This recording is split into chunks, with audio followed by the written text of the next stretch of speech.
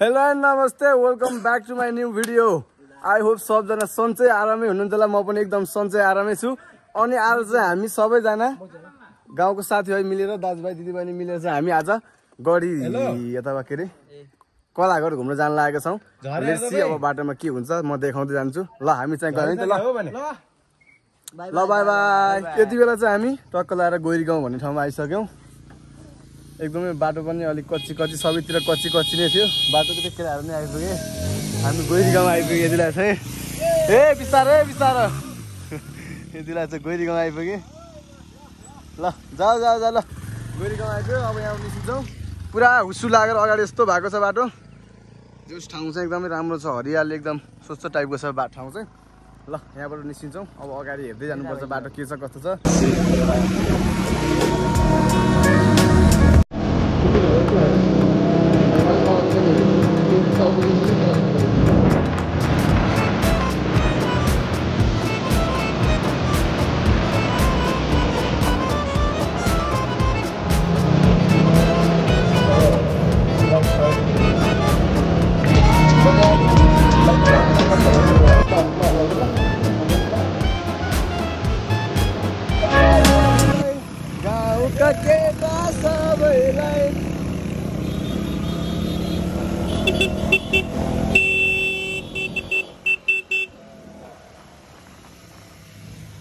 हजुरहरूलाई चाहिँ ककल्ला थाहा छ, यो चाहिँ नागी मजुवा माथिको नागी हो। नागीको डाँडाको भ्यूहरू कस्तो बवाल आइरहेछ। अहिले चाहिँ म यो माथि नागी भन्ने ठाउँमा छु। एकदमै बस्नको लागि एकदमै बाटो राम्रो भएको, हावापानी एकदम स्वच्छ भएको ठाउँ छ यो चाहिँ। एकदमै बाटोघाटो पनि एकदमै राम्रो भएको छ, एकदम फेसिलिटी भएको ठाउँ छ यो चाहिँ एकदमै। अनि हामी चाहिँ एकदम माथि आइसक्यौँ।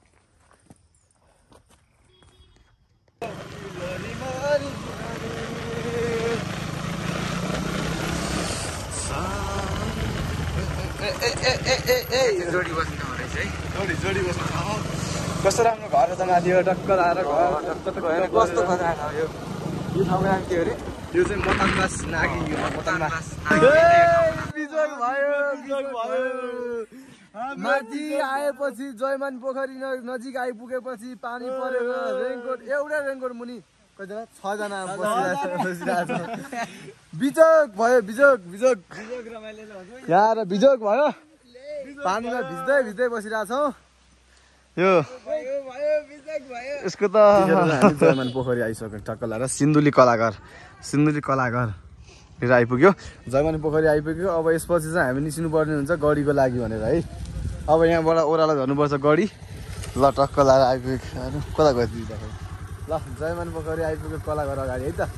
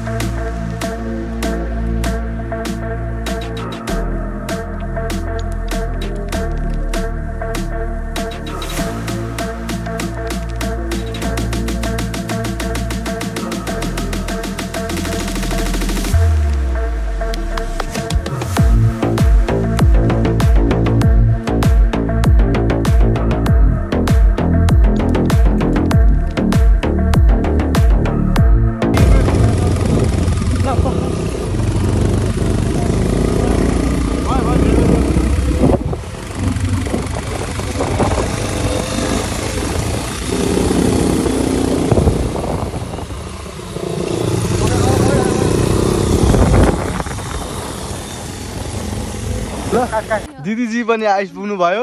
हेलो गरिदिनु ल सानी, हेलो गरिदिनु ल। दिदी पनि आइपुग्नु भयो। अब यहाँबाट चाहिँ हामी यो चाहिँ तल चोक भयो। यहाँबाट चाहिँ अब यहाँबाट यो माथिको अनि गढीतिर गइन्छ। अनि हामी चाहिँ यहाँ तल चोकमा छौँ। अब यहाँबाट हामी गढी उक्लिन्छौँ। ल मिलाएर यहाँ अब 3टा बाइक छ, मान्छे 8 जना छौँ। मिलाएर जानुपर्ने छ। ल हामी चाहिँ अहिले गढीभित्र प्रवेश गरिसक्यौँ।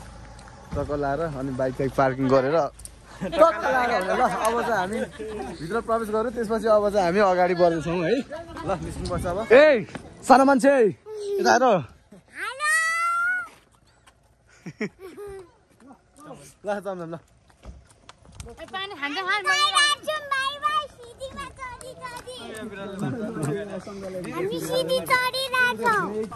एकदमै बवाल ठाउँ रहेछ एकदमै बवाल ठाउँ पनि एकदमै पिस अनि शान्त ठाउँ पनि छ एकदमै लुक्स पनि बवाल छ यहाँनिर गरेको जति पनि डेकोरेटहरू पनि एकदमै राम्रो छ उहाँको हुनुहुँदो रहेछ लोक गायक श्री विक्रम थापा चाहिँ हुनुहुँदो रहेछ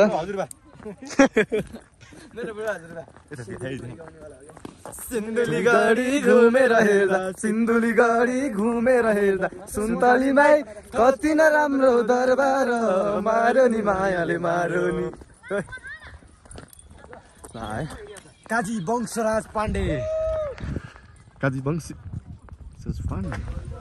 ल लागियो उकालो यहाँको सिन्धुलीको यो कतिवटा खुर्किलाहरू छ उकालो माथिसम्म छ उकालो लाग्यो ल उकालो लाग्यो एकदमै ठाडो उकालो बाटो छ पछाडि चाहिँ एकदमै कला यो गडीको एकदमै यो वार भएको सामग्रीहरू यहाँनिर छ के त गडी पनि यता दरबार सरबार यता सबै कुरा हेरियो घुमघाम गरियो यसपछि चाहिँ हामी यहाँदेखि निस्किसक्यौ अब यहाँबाट एक्जिट हुँदैछ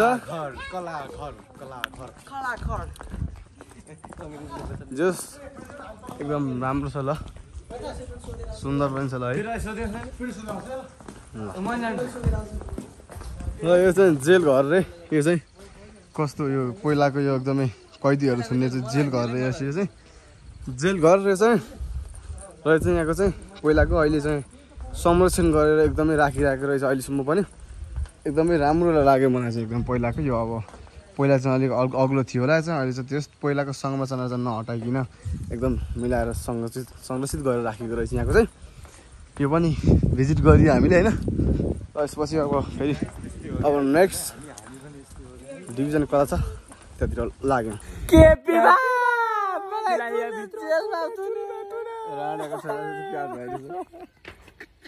झन्डै नथुने हराएको गर्लफ्रेन्ड खोज्ने ठाउँ हेर्ने ठाउँ चाहिँ यो है ल मेरो चाहिँ भेटियो तपाईँहरूको नि अवश्य भेटिनेछ तपाईँहरू पनि पक्कै आउनु होला यहाँनिर चाहिँ हराएको गर्लफ्रेन्ड भेटिन्छ यहाँदेखि चाहिँ हेऱ्यो भने ल हामी चाहिँ गडी घुमेर अब चाहिँ कला घर जाँदैछौँ